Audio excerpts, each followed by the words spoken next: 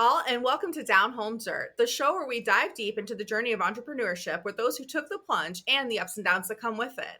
And today I'm really excited because our guest is Epiphany James with the Sleepy CEO.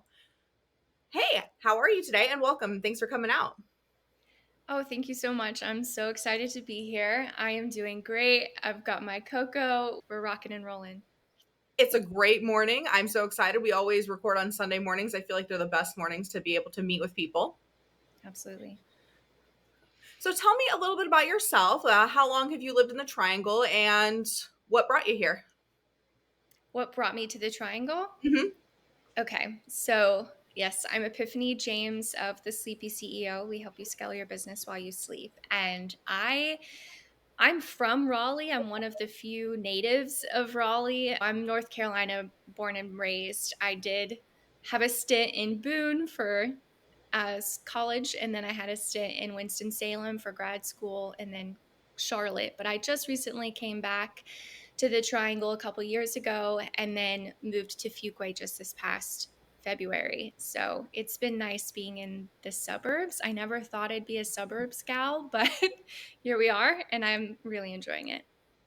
It's a nice area. I'm really fond of like Holly Springs area, Cary, stuff like that. Absolutely, absolutely. I think that's like the goal is one of those spots next, but this gets us the big backyard for the dogs. I feel you on that. I have a tiny dog, but a half acre backyard, and I love it. Yes, yes. So tell us a little bit about the Sleepy CEO. Who's your ideal client and how can you help them? Yeah, absolutely. So it's kind of like a parent company. So there's the Sleepy CEO and then there's Scale While You Sleep. So I want you to think of it as far as like services and then education and mentorship. So Scale While You Sleep is the service, and that is let me start with the ideal client. Every business has dead leads, and it's because they've spent time gathering those leads, whether it's through advertising, organic outreach, but they've got this bucket of leads, and maybe they've converted 50% of them. That leaves 50% just chilling, not converting, and considered a dead asset. So, my favorite thing to do is I leverage AI and SMS. I have a custom built, this is not a copy paste AI solution. This is a custom built AI sales assistant to your company. I named her Clara after my grandma, but also Clara means clear, and she's the best. I like to say I take the artificial out of AI, and she's sounds like a true human being that's trained in your business and your FAQs, and she's really good at objection handling and getting those dead leads resuscitated and back onto your calendar, into booked calls and into business. And so that excites me because I'm starting with something that someone would consider a dead asset, and I'm bringing found money. So it's like a treasure hunt. And then from there, we can look at all the other ways to automate your business on the front end. But if I can convert your dead leads, that's where the fun gets to, it's like a playground of like, okay, then what else can you do? So that's Scale While You Sleep. And then the Sleepy CEO, that's more than just, that's the ethos, that's the vision. And that's where I write articles, education. I want to host retreats coming here soon. And that is all about the fact that you can grow your business in a holistic way, in a way that is maybe anti hustle culture.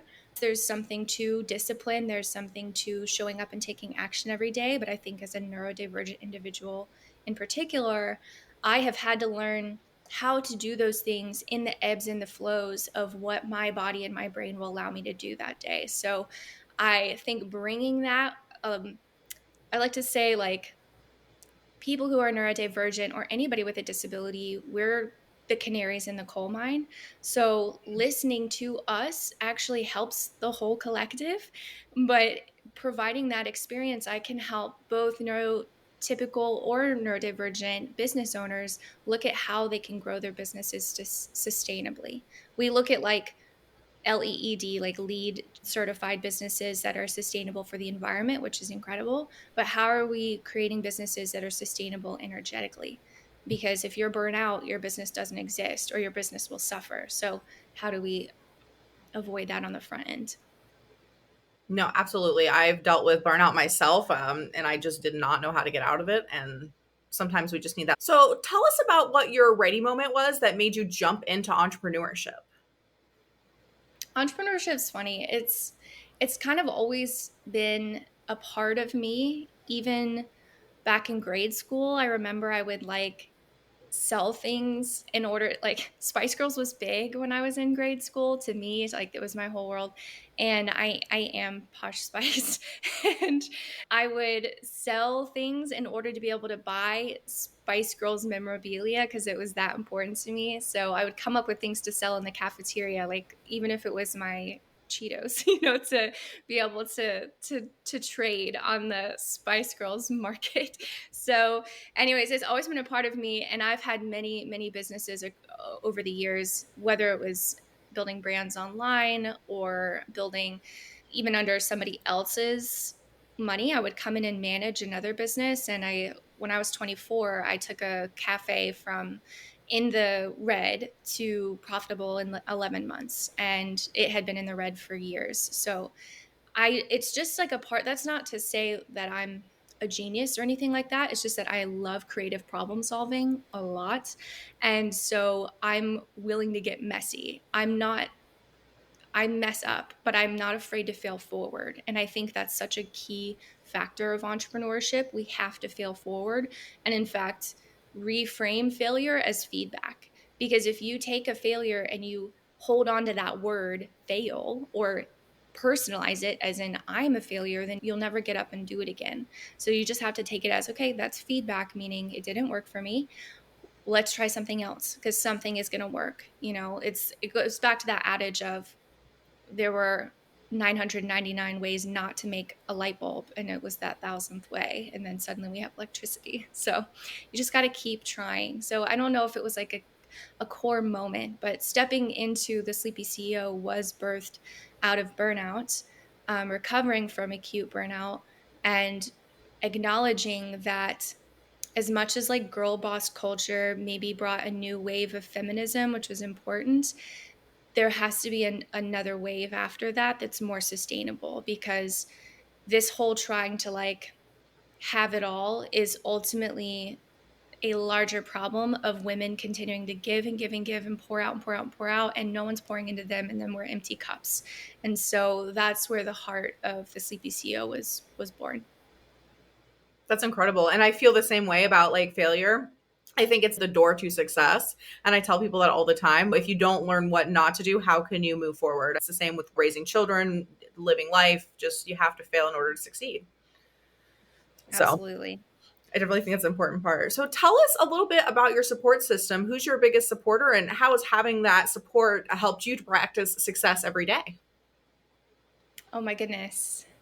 I feel really fortunate to have a rich support system now in my life. My family has always been supportive. I mean, I'm the girl that went to undergrad for music. So had they not been supportive, that would have never flown because it's not a practical major. And yet they were like, go after it. Like, you've always loved music. If you don't, you'll wonder what if. Like, do it. I didn't know I was going to graduate into the recession of 2008. So, anyways, hence the power of marketing, because that's a creative field that is fairly recession proof. However, coming back to my support system, my family, my parents have always been so supportive of me, and I'm really appreciative of that. And I feel like I have an extremely supportive partner. Tyrone is my partner, and he holds space for like my imagination, because my imagination is big. I'm always dreaming big. And instead of like trying to squander that through the guise of like grounding me, he's like, go for it, babe. Because how else are you going to know unless you go for it? So I appreciate that. And it's very important, especially as a neurodivergent person, to be with somebody who doesn't try to put you in a box. It is disheartening. And it's also like trying to, what's that song? Catch a wave upon the sand. Maria from Sound of Music, she is neurodivergent coded. There is no holding a neurodivergent person in one space. It will feel like a cage, and we'll find a way out. That's just the way the cookie crumbles. I agree with that. And sometimes if you're a creative and if you're a neurodivergent, you need a partner who's really going to have to be acceptable and all of the things that we need. Otherwise, it's just not going to work. Yeah, absolutely. What are the common challenges that entrepreneurs like face besides partner issues, and how can you overcome them? I think a common challenge that entrepreneurs face is trying to do it all. And I understand why, because in the beginning, when you're growing a business from nothing, unless you are already financially independent, you are going to have to be you're going to have to wear many hats. However, as soon as humanly possible, we have to start asking the question who rather than how. And this is not something I've made up, it's something I learned from Russell Brunson. And I read a lot of books by entrepreneurs who've gone before because they've gone before. It's like, Mhm. why hike through a cave with no flashlight and no guide when you could go through this unknown, this like dark unknown area with a guide, with someone who's done it many times. Russell Brunson said that he's the founder of ClickFunnels, and he studied the entrepreneurs who were quickest to hit $1 million and those that took longer and what the differences were. And he said the ones who hit it quickest were the ones who asked who rather than how, meaning they asked, okay, who do I know that's incredibly good at copywriting? Who do I know that is incredibly skilled at media buying, at ads? Who do I know that's so looking at those things and hiring on the best people for those positions rather than asking, how am I going to learn copywriting? How am I going to learn sales psychology? How am I going to learn? Because when you do that, you are one person. You cannot be an expert at everything. I'm as an ADHD person, that's like bet, okay, I'll try, I'll certainly try. But at the same time, you really can't. And so it's going to take so long to get to a level where your copywriting's converting, where you understand sales psychology, where you understand media buying, like all these different skills that are absolutely necessary for growing a business online in 2024, nearly 2025, that we have to have these skills. It is so much quicker to find the best person who already knows how to do that, except that it will hurt your profit margins for a moment so that you can hit the next stair step. So think of success, it's not a curve. It's probably not even as clean as necessarily stair steps, but I want you to think of that. It's like anytime you hit a plateau, ask the question, who can I bring on board who's been there, done that, is skilled at that so I can hit the next breakthrough. And that will create increases for you so much quicker. And it is a really powerful buffer against burnout because there's only so many hours in the day. And so you can only do so much. And that's where the leveraging like your community and like that's mutually beneficial. That's helping the economy. That's helping those individual freelancers, entrepreneurs, businesses by hiring them out. Like you are exchanging value by doing that. So it helps you individually, but it also helps the collective, which is equally important. No, absolutely. I agree with you on that. And that it's something where I get burnout because I'm like, I'm going to master this. I'm going to do this. And that's not even feasible, especially with all the other responsibilities on top of it. It's just not. So that's great. I'm learning. That's why I do this podcast because I want to learn with everyone else who's listening. So I'm going to Right. start asking who instead of how. And you know so many who's because you've done so many episodes of this. And so when you just think about that, it's like in marketing, you can pay for ads and that's an important part of scaling. But before you do paid growth, are you leveraging your warm network? We're so afraid sometimes just to reach out, and I think part of that is like MLM culture where it's made everybody wary of like, oh, I don't want to sound like a hun, I don't want to sound like a sis. But um because that's how they're like, hey sis, hey hun, that was that reference. But if you can just be a human being and keep connections up for the quality of the human being, and like just meaning like the quality of the value of just having relationships. Like we are not all islands. And I think as entrepreneurs, we can think that we are sometimes. And we think it's easier to sell to a stranger than it is to a friend. But at the same time, if you have a friend who has a business that you could be referral partners for each other, that's the thing. Okay, let's take a step back. And this is my ADHD brain going off. But It's as simple as reaching out and saying, "Hey, I would love to get a coffee chat and to to earnestly learn who your ideal client is. I'd love to share who mine is so that we could be powerful referral partners for each other." And if in that conversation you're describing your ideal client and they're like, "That sounds like me. We should talk." Hooray. If that does not sound like them and it does not resonate with them, but then they understand who you're looking for and they're like, "You should talk to Sally," you know, that's also powerful. And that could happen 6 months later. But if you're having those conversations now and doing it in a normal, not icky, not weirdo way, then it creates this snowball effect over time. So, I'm very big on networking. We talk a lot about it on the podcast. Sometimes we meet with different networking groups to kind of get their groove because they're all different. And you have to find the one that works for you and for your business. Make sure you're keeping those connections and building them and continuously making sure that you're in the scene, essentially. yeah, absolutely.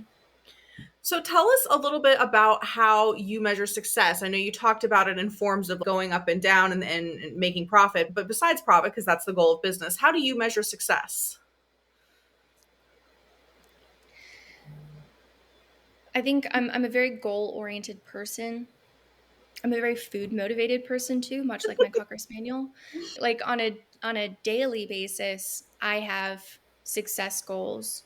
I make a list of my to-dos. It's not a sexy term, but my to-dos the night before of what I envision for the next day. In the morning, I reassess and I pick 3 that are my primo things to do. If I get beyond those 3, now we're in what I call sprinkle territory. Like we've gotten the cupcake, but now we're getting the sprinkles. So that gives me a dopamine hit too, because so much of entrepreneurship is task initiation. So I'm focusing on that. So there's daily success goals. If I get those 3 done, that's a win. That's a pat on the back. And now we're in sprinkle territory. And then there's obviously monthly goals. I mean, weekly, monthly, yearly, all these things. But success to me is more of a feeling of like, how do I want to feel in my day to day? I feel successful in my business if I personally can wake up, go through my morning routine, not feel rushed, um, have time with my dogs, my best coworkers, go on a walk in the evening with my partner, enjoy dinner with him. That's successful to me. And that's something I didn't have when I was working for another company. I spent just as much time on the road as, a whole work day a week, just getting to that place and back, giving over probably 50, 60 hours a week to that company. And at the end of the day, while I didn't mind building that company in a positive way through marketing because I believed in the mission, I wasn't building my own thing. So it's success to me. People talk about entrepreneurship as like you trade in a 40-hour week for a 24/7 job. But at the same time, it is success because within those 24/7 days, hours, you get to decide what that looks like.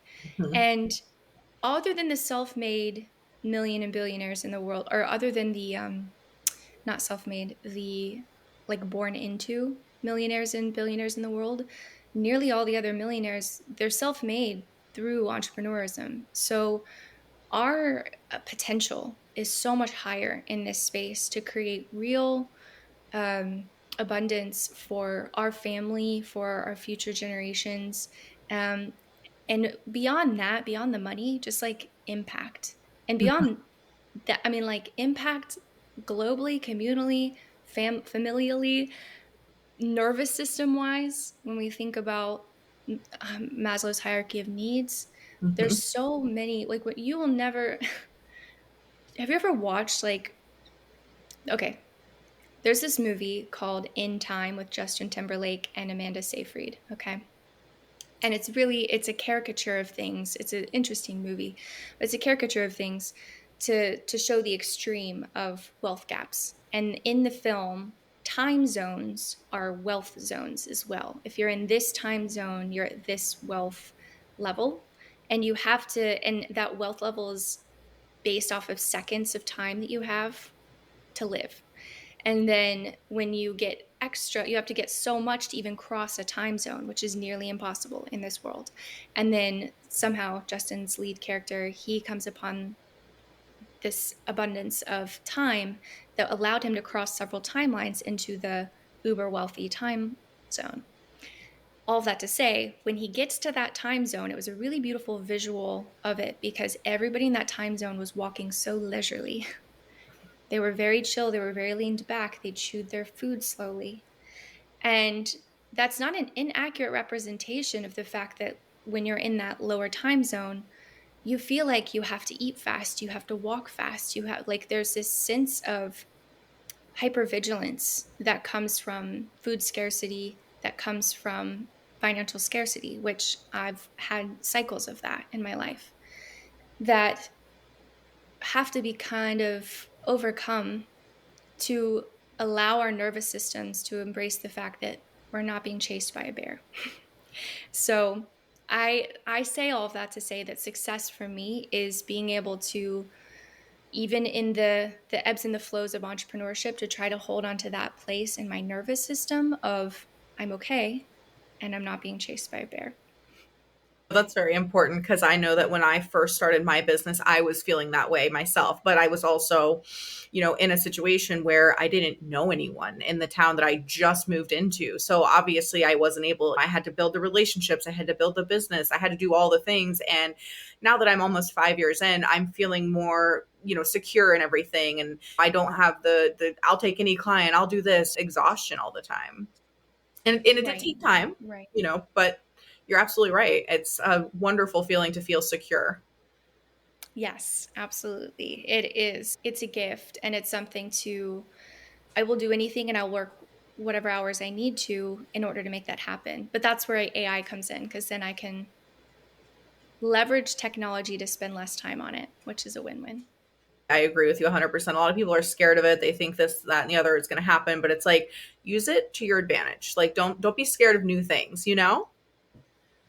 Oh, absolutely. And I'm a lifelong creative. My undergrad was in music, my graduate is in film. I still produce films. I love the arts. And I think my community in particular is very reticent when it comes to AI for good reasons, because in our industry, in the film industry, we're fighting for the right to keep our likeness Mhm. because with AI, they could film an actor once and then use theoretically their image in perpetuity for any derivative. Meaning, if they wanted to make Space Cowboys 12, they could, Yeah. you know? And so there is true threat to the creative community when it comes to unethical uses of AI. Um, and so I want to differentiate that. I think that there are also really powerful ways to use AI that I see as accessibility tools that helps level the playing field. And when you're again talking about a population with any sort of visible or invisible disability, in America, our disability system is so broken, and Mhm. there are some legislation, pieces of legislation that are aiming to bring it a little bit more up to times. But when you consider, I don't have to rely on that system, which is great, but I know so many people that do, and I want better for them as well. So again, when we're talking about like how entrepreneurism can help yourself and the collective, which I'm really passionate about, this is a way, like AI is really a way to allow people who have varying disabilities create consistently, regardless of, in our community, we talk about like spoons, like how many, it's a low spoon day, it's a high Mhm. spoon day, like how much we have access to that day. AI is such a beautiful way to create as close to passive income as you can because of how powerful it is and how much it can do for you, which allows you to focus on things that only you can do. And that I think it will help usher a new level of human ability because we won't be focusing so much of our brain bandwidth on the minutia. No, you're absolutely right. And that's kind of what I've taken a liking to, is being able to use my spoons, my brain for other things and not necessarily have to think about all the little details. So Totally agree with you on that. You talked a little bit Absolutely. about like having kind of a leisurely life. How do you see yourself in the future? Just your future goals for you? A house by the water. Like I'm not looking for world domination. I'm looking for me and the love of my life and our two dogs. Maybe one day a kiddo, we'll see. Living a life that feels really rich, meaning really meaningful. So I have this operating view of the world that I call my MVP, meaning, value, and purpose. So every life, in my eyes, is invaluable, priceless. The moment that you come out, even if you were born on an island and somehow no one else was on the island after you were born, it was just you and the island, you would still be invaluable. Like capitalism aside, you are priceless, you are invaluable. Your value is not dependent upon what you can create within the capitalism structure. Then there's meaning. Meaning comes from interactions, our interrelationships. Meaning comes from the friendships that we have, are the people that we mentor, the people who mentor us. So much meaning comes from that. That's where the true meaning of our life comes from. And then our purpose is a little bit like zooming out a little bit more, is how we're tapping into ourselves to serve the collective, to serve, when I say collective, just like all of humanity. What can we bring to the table that benefits all of humanity? And sometimes that can be as in the microcosm of just being an excellent mother or being an excellent father, because you are raising a generation that you're breaking generational cycles of trauma just by doing that. That's benefiting the collective. And then for some people, tapping into their purpose can be a little bit broader as far as they're impacting positive legislation that helps thousands of people. There's so many different ways to go about it, but that's how I see it: meaning, value, purpose. And if we can tap into our purpose and really feel tuned into, that's true success. I feel you on that because a lot of generational curses need to be broken in order for us to have a better society. Right. Which I think is why it, for me, it's like a foot in both doors. Like I want to have this quiet life with the people that I love, while also having this foot in the door of having that regulates my nervous system to a level that I feel like I can think more creatively about solving larger problems Mhm. outside of that microcosm. But at the end of the day, if I get to come home to that microcosm, it's a win.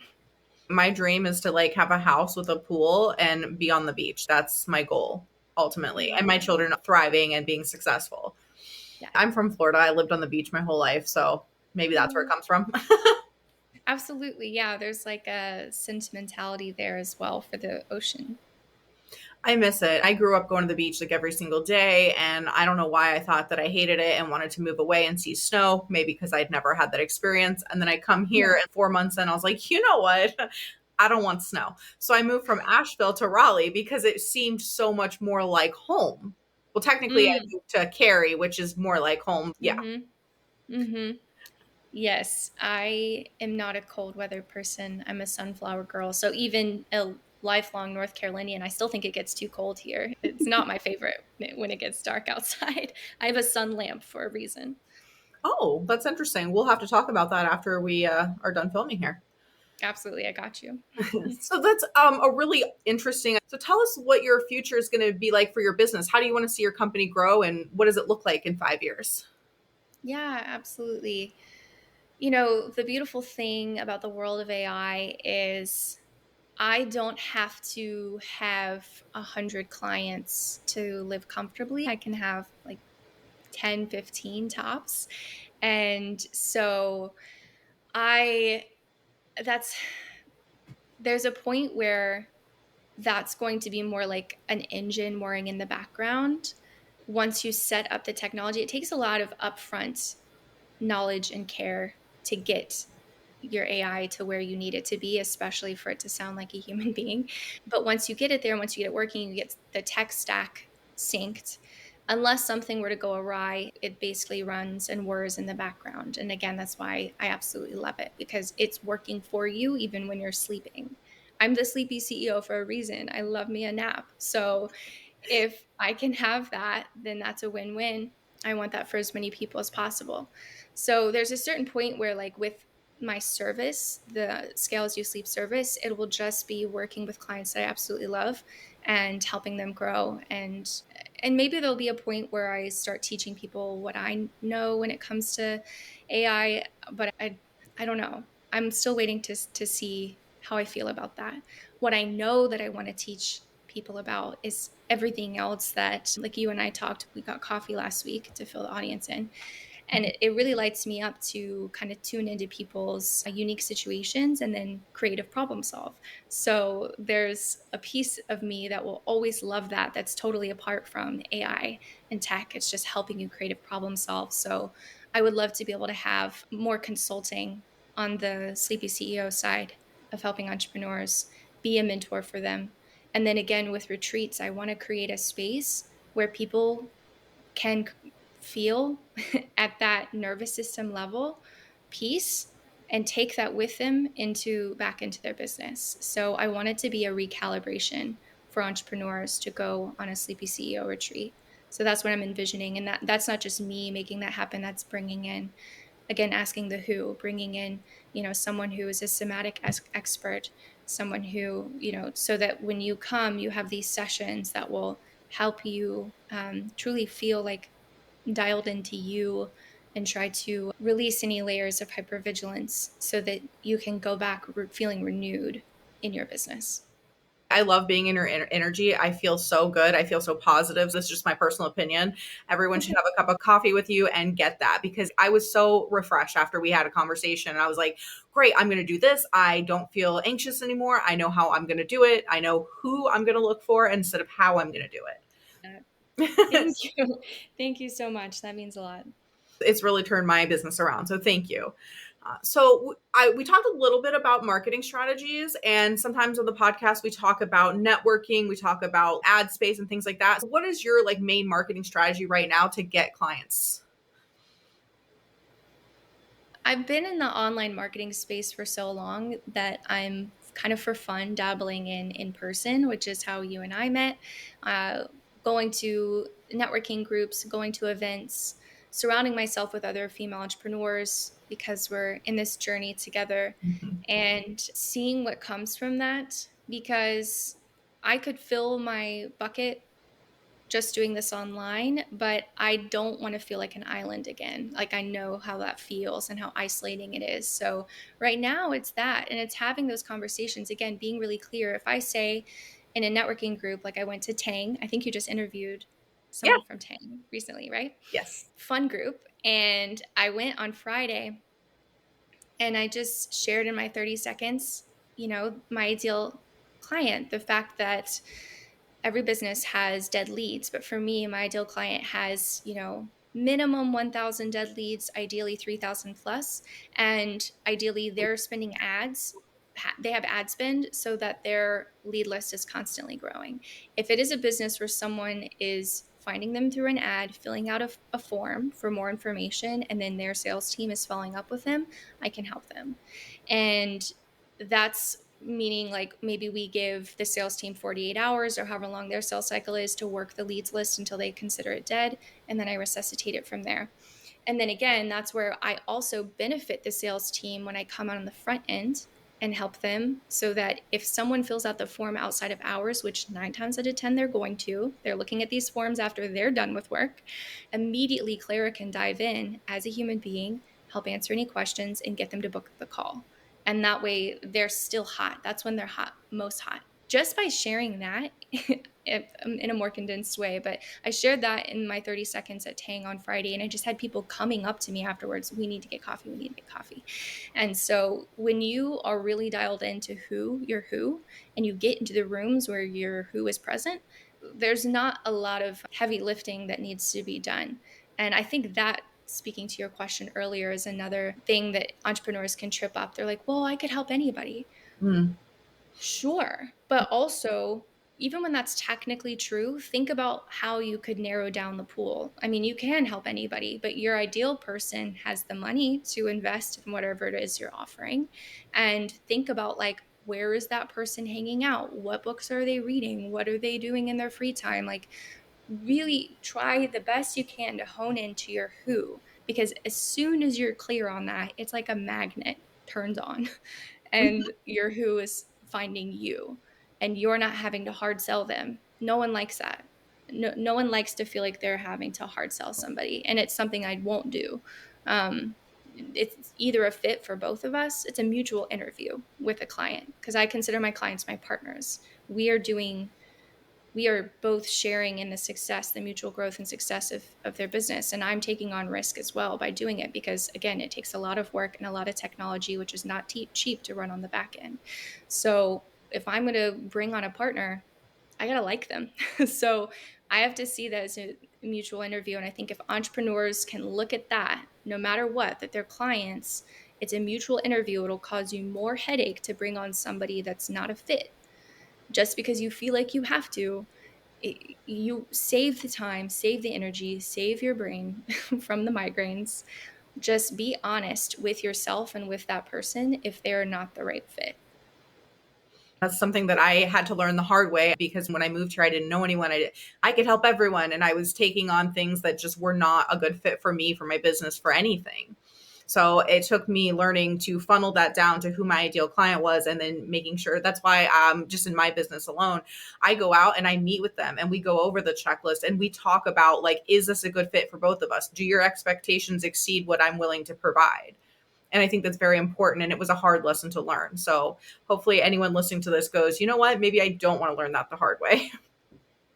So, Exactly. Yes, I hope so too. yeah, I love sharing like the information that I found out like the hard way. Cause ADHD, I'm like, I'm going to learn this. All right.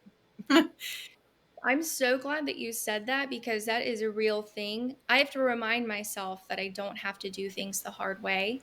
What if it can be easy? That's like a question I ask myself, like to re-dial myself in, because I don't know what it is about my brain, but even if I was given an exact formula to do something, I'm going to see if there are variations of that I can do.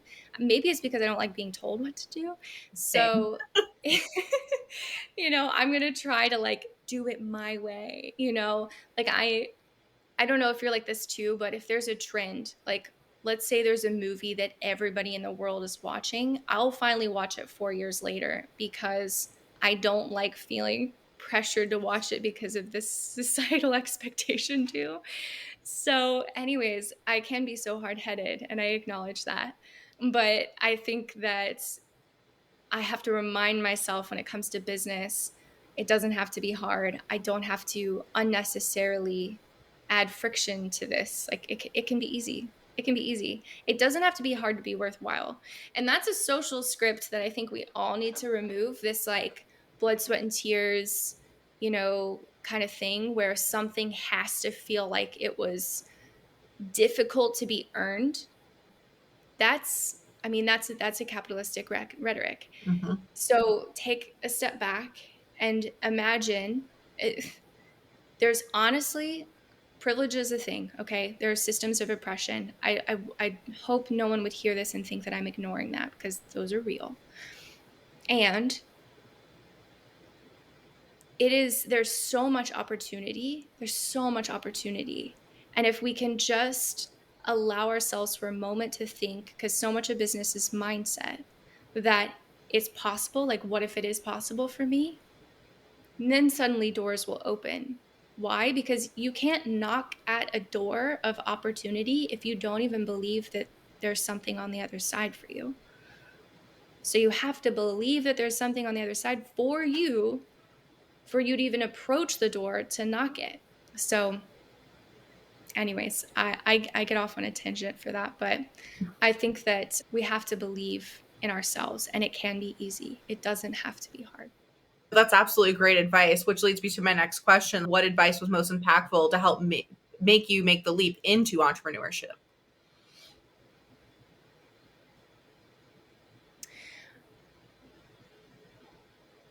I think it would be connected with personal agency. So when I realized that as an entrepreneur, yes, the burden is entirely on me to make things happen, but it's a coin. The benefit is also that it's up to me to make things happen. And that feels a whole heck of a lot better than personally, my personality type, than showing up and having somebody else tell me what to do and for me to be capped at my potential. Because when you're exchanging time for money, whether it's hourly or salary, and salary can be even more exploitive than hourly Mhm. because of the nature of how it works, you're capped. And you're lucky if you get a 3% cost of living increase each year.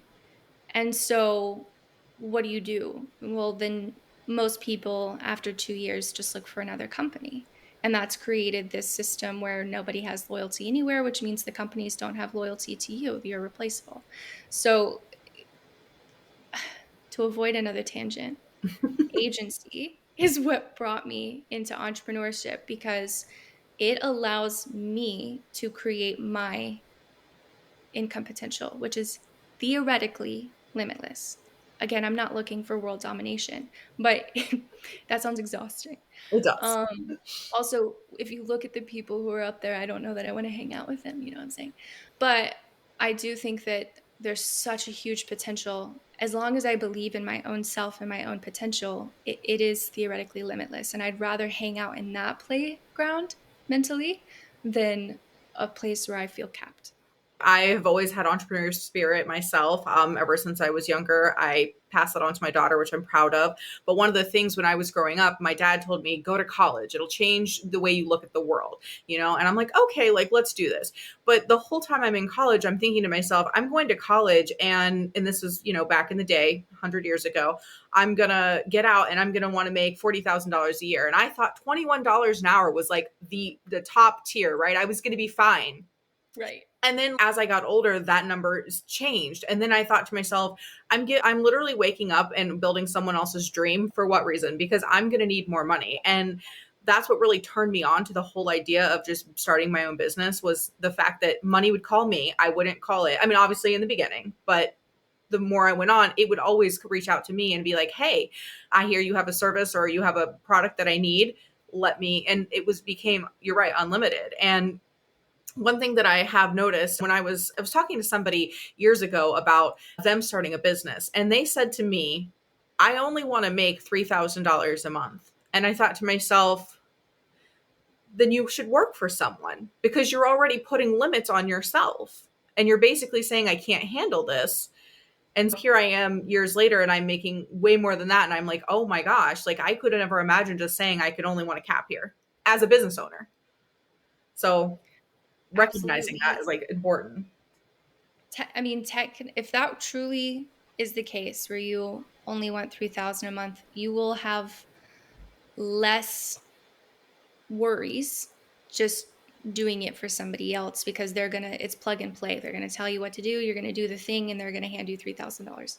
I say that, but to be my own devil's advocate, because that's how my brain works, nothing is guaranteed. People will say, oh, aren't you scared to be your own boss? Aren't you scared to be in entrepreneurship? I'm like, if you work for somebody else, they could fire you at any point, Yep. at any point. But we're required to give 2 weeks. Okay, adorable. But you're not. Awesome. Got it. Cool. Again, like in many ways, at least for my brain and my nervous system, it makes more sense to lean into entrepreneurism because I have more control over more factors. There are always things that are outside our control, Mother Nature being one of them, but we have, within reason, more control over more factors. That's one of the other things too, is if you ever talk to a financial advisor and they say diversify your portfolio, and you're thinking like, first of all, I don't know what any of that means, but technically as an entrepreneur, you're doing that, right? Because you have several different accounts. You do not just rely on one account to give you all of your money.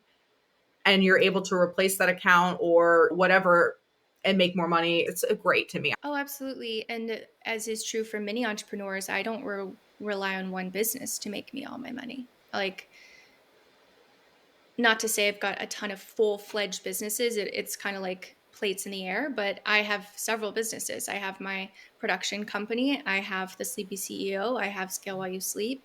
I bring in money through social media in various ways. I I have two dogs. I also don't mind watching somebody else's dog because I'm going to go through the exact same actions that I'm doing with my dogs.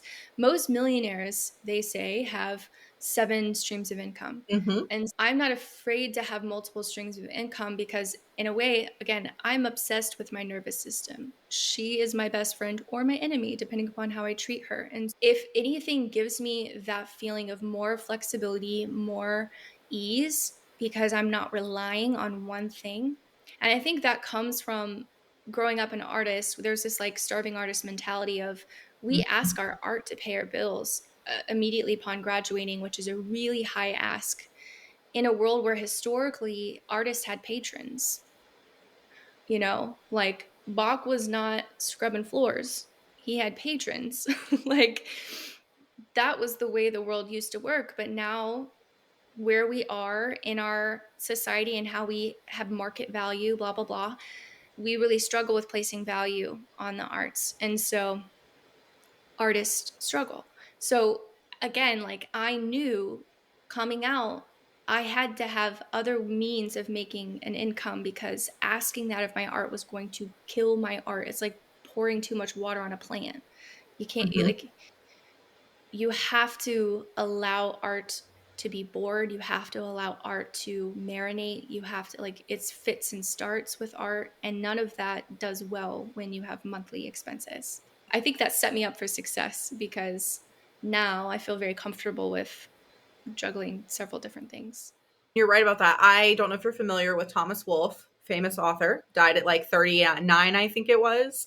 Yep. But his whole thing was he never really talks about having a job because he actually had a very rich girlfriend who paid for everything. And that's how he was able to spend all of that time writing. And if you've ever read his writings, I swear he has ADHD because he just goes off and then he comes right back around. You're like, oh, okay. But I one of love the a side quest.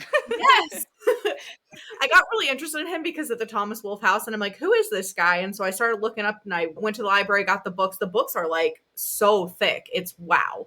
Yeah. But he Yeah. started writing about the townspeople, and he would go and he'd like sit and listen to their stories and their gossip, and then he'd go write about them. And at first, nobody was like understanding it was them, and then when they read the thing, they were like, oh, that's me, that's my family, and they got mad and they kind of like ran him out of town essentially. But Like, if it don't spill wasn't our tea. yeah. Like, but if it wasn't for the rich girlfriend, like he wouldn't have been able to do the things that he's doing. So I totally agree with you on that. I always wanted to be an artist when I was younger. I grew up in Sarasota, Florida with the Ringling Art Museum and the art school and everything, right? And my Cool. dad used to tell me, like, you're not going to make money that way. You need to have a career and go to college. And so I was like, oh, cool. I'll just be like, a lawyer or something or an accountant, make a lot of money so that I would have it. But then it didn't occur to me that I would be spending all of my time at my job Mhm. like that, so I wasn't going to be able to do that. I bounced around a little bit like most artists and decided eventually to start my own business and been successful since then, but it is what it is. I just wanted to put that out there that sometimes in art we do tend to bounce around and find ourselves trying to prove it wrong, and it doesn't work out that way. It needs time Well, to and marinate. it does need time to marinate. And also, just like with the meaning, value, purpose, art itself has a value aside from the market, regardless of what the market may say. And I think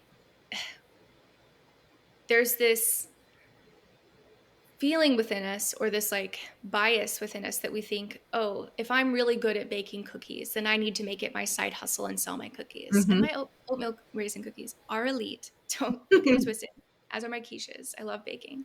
But it doesn't have to be.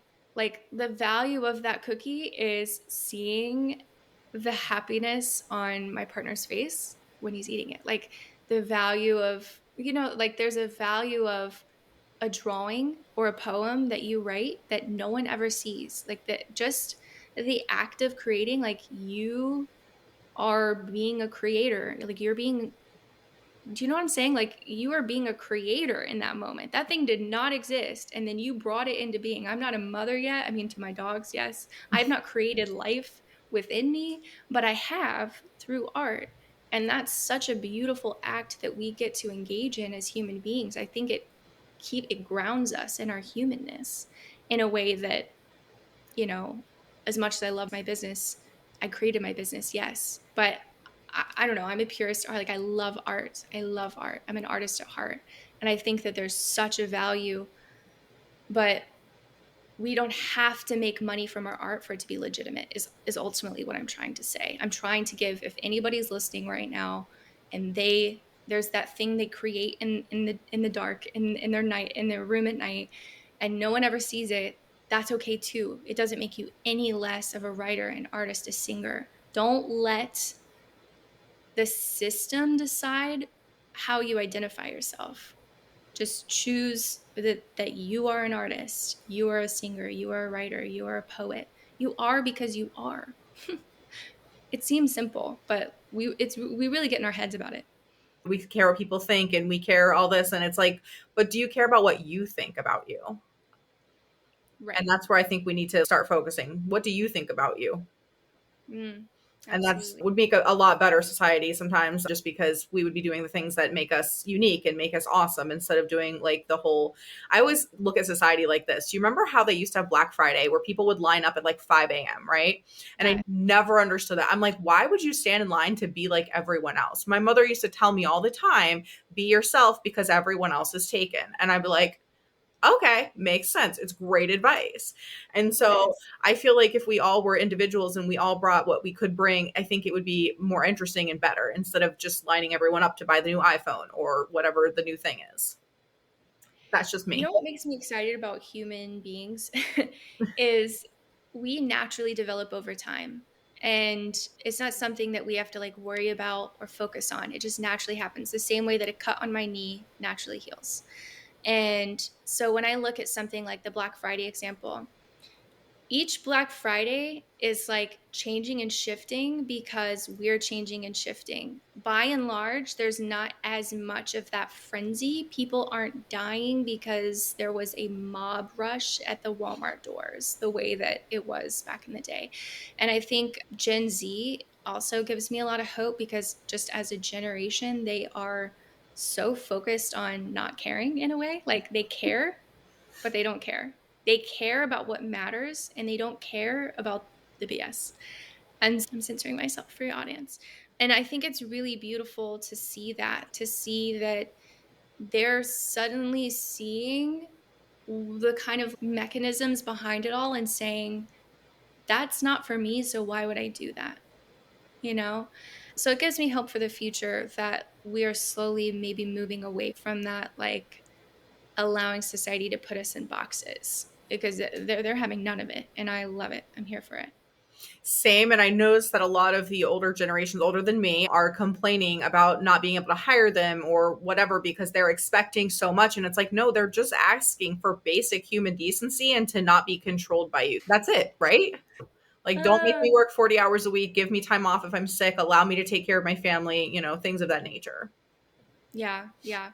Yeah, they may pick on me for like the part of my hair or whatever, but I will back Gen Z all day. Like if I hear, someone from an older generation say that, I'm the first to be like, or Hmm. they are no longer allowing themselves to be exploited for a company that does not care about them at all.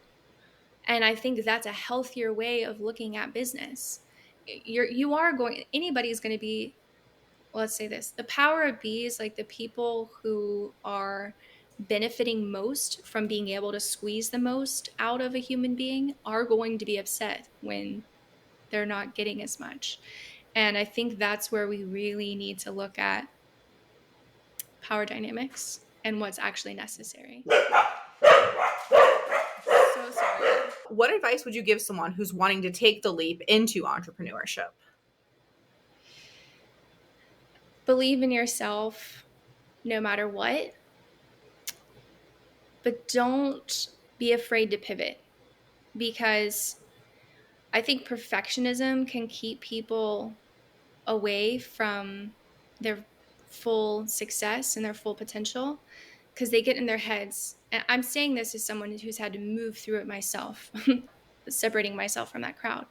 But I would be afraid to take action because as soon as you start a business, then there's eyes on you, right? And so now you're afraid to pivot because people are watching you, and so you have to kind of quiet the crowd, including the internal crowd.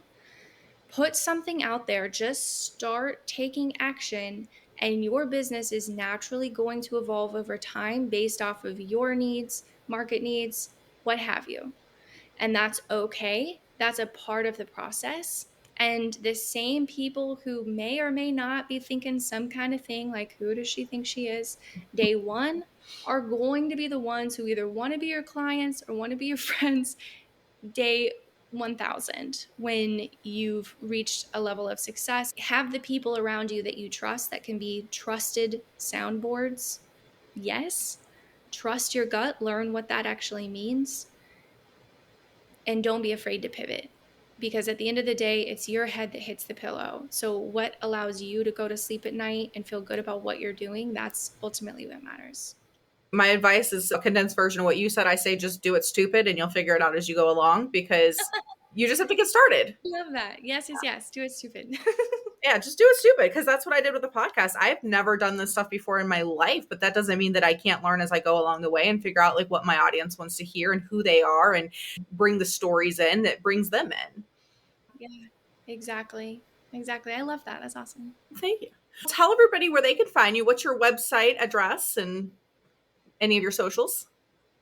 Sure. Yeah. So they can find me. I'm on Instagram, XO Epiphany, but my business website is thesleepyceo.com or scalewhileyouSleep.com. I'm sure those will also be in the show notes. Yes. And I hang out over on LinkedIn. I'm going to be sharing more AI tips. So hopefully that will help dispel any fears. And if you want to look into some of that now, I've got some blogs up on thesleepyceo.com. So LinkedIn is LinkedIn's address / Epiphany James. So Perfect. Thank you so much for sharing your story and all of the information. I really appreciate it. And I look forward to having coffee again soon in the future. And to yes, everyone else, thank you for listening in. And we'll see you again next week for another episode of Down Home Dirt.